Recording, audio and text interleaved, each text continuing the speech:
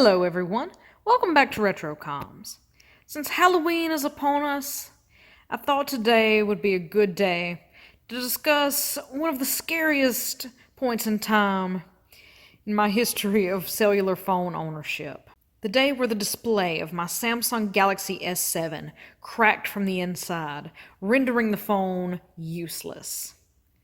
It was a slow bleed. Within 12 hours, the display was completely black and unreadable.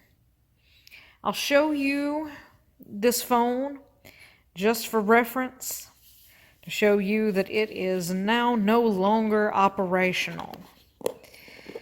That it is indeed non-functional. I still have its original box, and it is still one of the saddest points in my history of phone ownership. This box is hard to get open with one hand. Forgive me. Here's the box. We open it up. I will show you just what a sad sight this poor little phone is. Huh? It's alive! It's alive! How? Nah, just kidding. I'll show you exactly how I did it. This poor phone did fail. It did experience a failure of its display, the internal crack, which I will display on screen here. But this year, there was your trick. Now the treat will be seeing the repair process. This is the Donor S7 that I was able to purchase online. Have a look around the device. Still has its stock factory back. Not too many signs of wear, except for right here on the home button. A bit of scratching there, but these devices were prone to have that. My old one has it as well. If we power it up, we see that the screen is functional. Scrolling through the languages here, we can see that the touch appears to work. But if we go further in, we are met with this screen.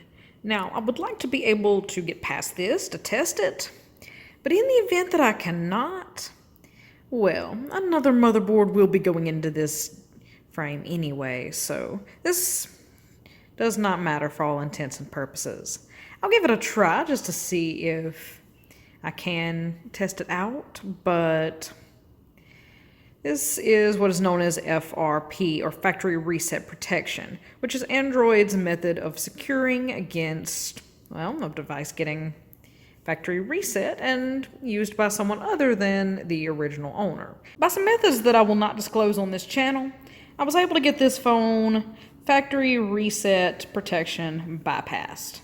So that means I have a fully working phone. I can open the camera. You will see that works. If I were to flip it around, that would work too, but I'm not going to show you guys my face. Take my word for it on that front. We hear the touch tones. We know that sound is working. I've felt vibration when I've powered it off and powered it back on. So this phone is fully functional. However, the original goal still remains. We're going to put the motherboard from this S7 into this frame, which is the proper procedure for Samsung repairs. When I first acquired this S7, as I'm sure I've told the story several times, it had some pretty bad cracks in it. So I did not want to be running around with a cracked screen, and I replaced it. Well, I did not do it correctly. I just replaced the screen itself. For Samsung repairs, I always recommend to go with an assembly that contains both this panel and the little aluminum frame around the device. Number one, you don't have to fool around with trying to pry up that fragile panel and carefully replace this one, making sure there's no warps in the frame. And number two, any scuffs and scratches and dings, like any little bit of wear around the port or anything like that that you might get on your old frame, that is obviously gone if you replace all of that. It's such an easy and quick repair process. That's basically what I'm going to be doing here. Just giving these two phones a brain transplant. Since this is a working board, I'll just throw it into this housing. But of course, I'm definitely keeping the clear back. I don't have a proper setup to shoot every step of this procedure, but I'll go over the highlights as we go through it. So on any repair that you attempt, the first thing you want to do is power the device off. Next, you're going to want to find your SIM tray and go ahead and remove that, which I will do that step off camera before we commence to use this hot air station here to heat up the perimeter around this back glass. That will loosen the underlying adhesive and allow us to pull this away to reveal the motherboard. As stated previously, definitely keeping my clear back. I prefer the look of that, and it kind of preserves the identity of the S7 in question. But this black back makes this phone look nice and factory fresh. I almost regret having to tear this poor thing down for this process, but again, I want my S7 to live again. This motherboard might get a lovely new home through eBay or Mercari, or if another collector, any of you out there need an S7 board for whatever reason, that one is on Sprint. It is FRP unlocked. You've seen it here, and it is ready to go. So let me know down in the comments if you guys happen to need this board. It will come with my old mid-frame as well. Everything but the screen on that one still works. But without further ado, let's get right into this.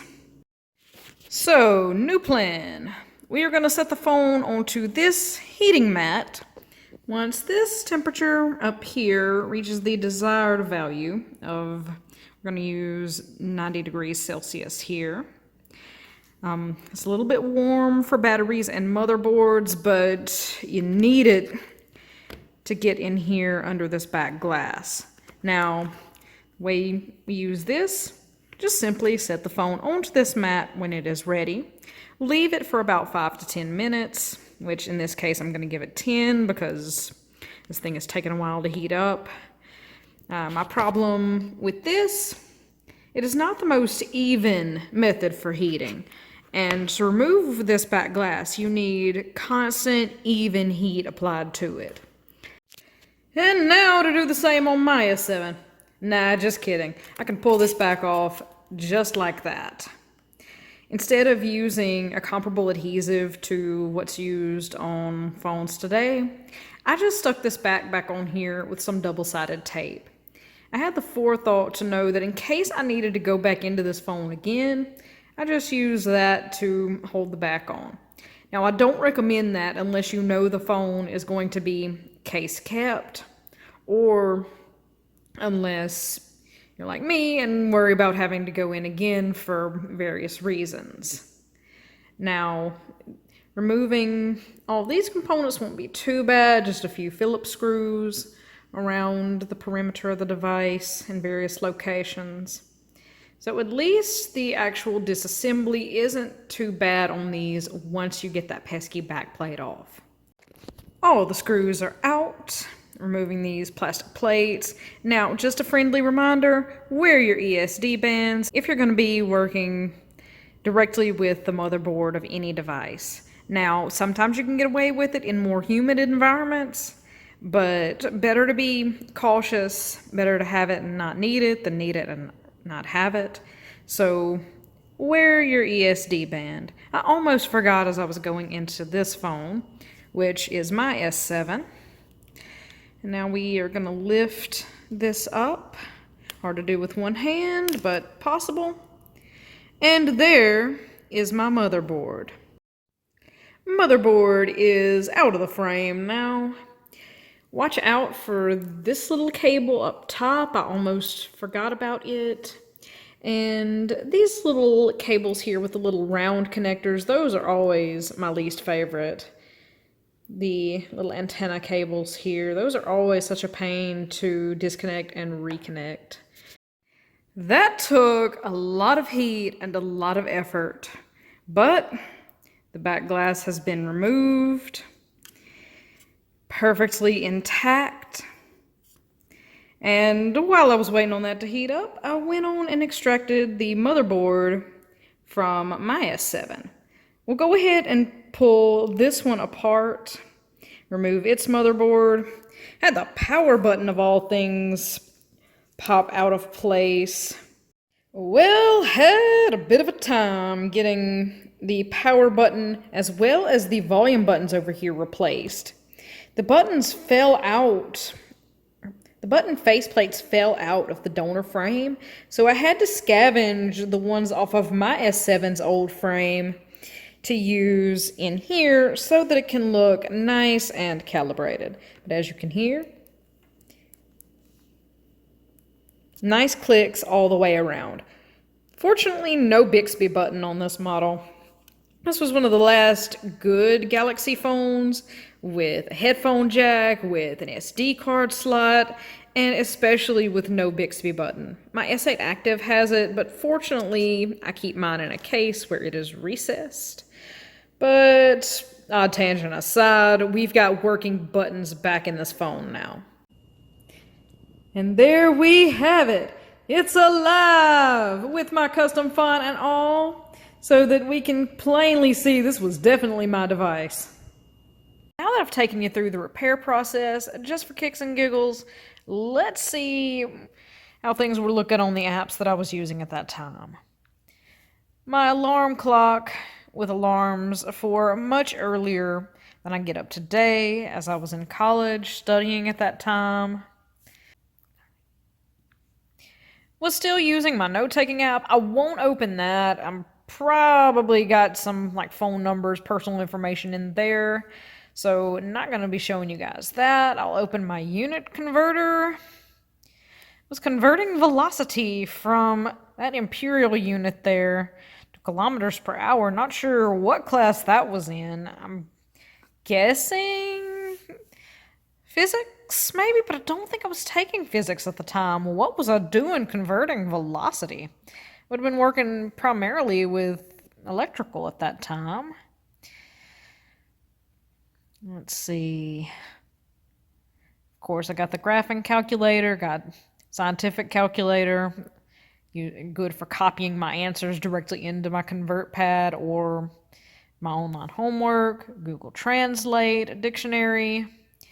This one's interesting. This Wabbit Emu is actually a TI-84 Plus emulator. If we go up a bit, can't recall what these calculations were for. Not going to get into that on this channel, but that was what I was dealing with at the time. And as I may have discussed, it was quite a trying time for me back then. Having this phone fail on me was just adding insult to injury for all the stress that I was under. Truth told, getting this thing restored, fully operational again, being able to see its display, go back through, look at my old texts, look at my old call logs, and just to see where I was and how far I have come. Truly quite an experience. And now I can say that every device that I have made, every phone that has carried my number still works. I'm quite happy with this, and this is a video that I've deeply enjoyed making. Happy Halloween, guys. Got to play Dr. Frankenstein with these S7s and get mine back to life. This is RetroComs, signing off.